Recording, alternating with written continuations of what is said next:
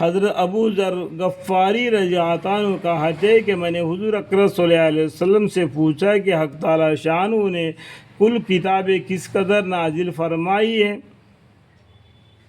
آپ صلی اللہ علیہ وسلم نے ارشاد فرمایا کہ 100 صحف قرآن کریم میں لکھا ہوا ہے 30واں پارے میں، ٹھیک ہے، اور 4 کتابیں قرآن میں ذکر ہے، ٹھیک ہے، 50 صحف حضرت شعیب علیہ السلام پر اور 30 صحف حضرت ادریس علیہ السلام پر اور 10 صحف حضرت ابراہیم علیہ السلام پر اور 10 صحف حضرت موسیٰ علیہ السلام پر توریات سے پہلے ملی تھی موسیٰ علیہ السلام کو، ٹھیک ہے، اور ان کے علاوہ 4 کتابیں توریات، انجیل، زبور اور قرآن، ان چاروں کے بارے میں قرآن کریم میں بتلایا ہے۔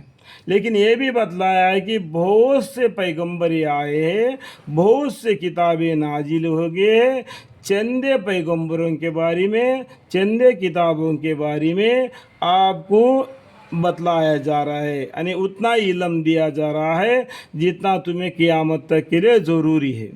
اللہ کو معلوم ہے کہ قیامت تک کے لیے ہماری امت کے لیے کیا ضروری ہے، اتنا ہی ہم کو سمجھا دیے، ٹھیک ہے۔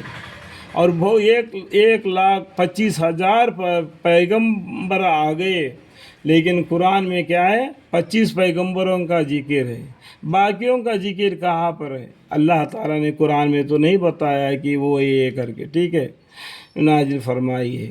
میں نے پوچھا کہ حضرت ابراہیم علیہ السلام کے صحفوں میں کیا چیز تھی؟ ارشاد فرمائی کہ وہ سب ضرب امثلین تھی، مثلاً مسلسلت وغیرہ۔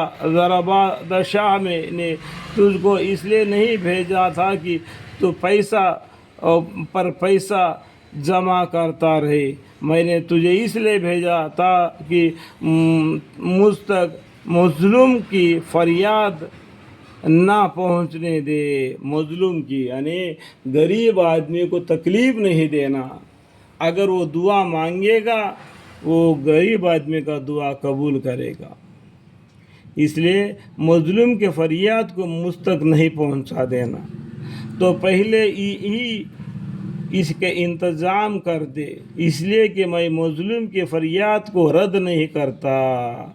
پہلے ہی غریب آدمی کو تکلیف دینے سے پہلے اسے راضی کر لے، اگر اس کا دعا مجھ تک پہنچے گا یعنی اللہ تک پہنچے گا تو اس کا دعے کو اللہ تعالیٰ رد نہیں کرتا، اگر چاہ فریاد ہی کافر ہی کیوں نہ ہو۔ دیکھو کافر کی دعا کو بھی اللہ قبول کرتا ہے، ہم بولتے یہ کافر ہے اس کا دعا قبول نہیں ہوگا، یہ کبھی نہیں کہنا یہ کافر ہے کبھی جنت میں نہیں جائے گا، یہ کبھی نہیں کہنا۔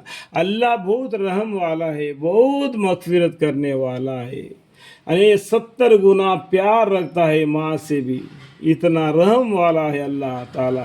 اللہ سے معافی مانگے گا تو اللہ تعالیٰ اس کے گناہ کو معاف فرما دے گا، اس کو جنت میں داخل کر دے گا۔ یہ کبھی بھی نہیں کہا نا کہ تو مسلمان نہیں ہے تو جنت میں نہیں جائے گا۔ یہاں پر دیکھ تو کافر کی دعا کو بھی اللہ تعالیٰ رد نہیں کرتے، بولتے ہیں کہ نہیں؟ دیکھو میں دکھا رہا ہوں، انگلی دکھا کے، اگر چاہ فریاد دی کافر ہی کیوں نہ ہو۔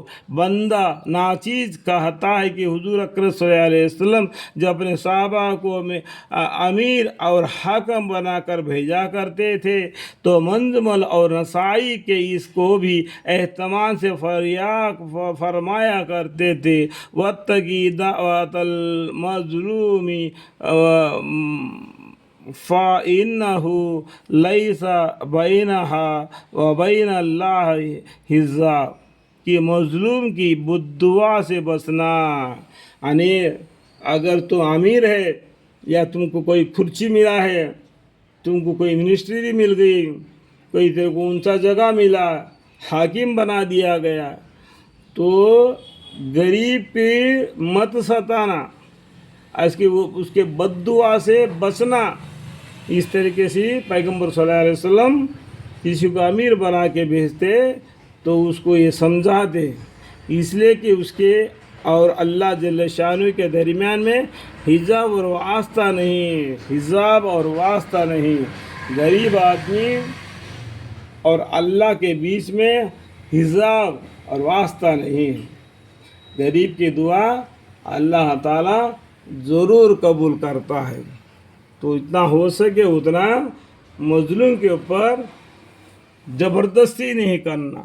بدترین آج مظلومہ کی ہنگامہ دعا کردن، عجابت آج دری حق بہر استقبال می آئے۔ بترس آج مظلومہ کا ہنگامہ دعا کردن، عجابت آج دری حق بہر استقبال می آئے۔ اللہ